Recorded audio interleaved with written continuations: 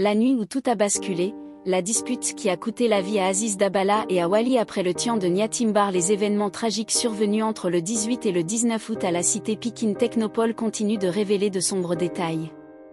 Cette nuit-là, une altercation a éclaté dans un appartement, aboutissant à la mort violente de deux jeunes hommes, Abdulaziz Ba, connu sous le nom de Dabala, et son ami Boubacar Gano, surnommé Wali.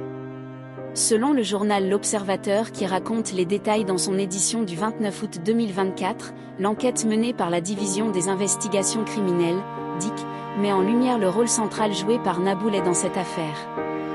Selon les interrogatoires, elle aurait entretenu des relations tendues avec Wali, allant jusqu'à demander à Aziz Ba de l'expulser de l'appartement.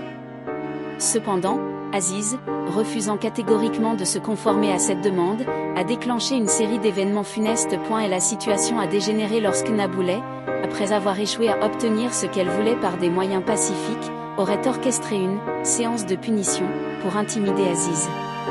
Les malfaiteurs impliqués avaient pour objectif de forcer Aziz à rompre ses liens avec certaines personnes de son entourage, plutôt que de le tuer. Cependant, la situation a rapidement pris une tournure tragique. La nuit fatale a commencé après un retour du tuant de Niatimbar, lorsque Naboulet a déposé Aziz à Pikine-Kotar. Là, il a été rejoint par Hadji Mamadou Diao, qui l'a conduit en taxi jusqu'à la cité Technopole. Sur place, d'autres membres de la bande les attendaient. La confrontation a alors éclaté, et Wali, présent dans l'appartement, a tenté de défendre son ami Aziz.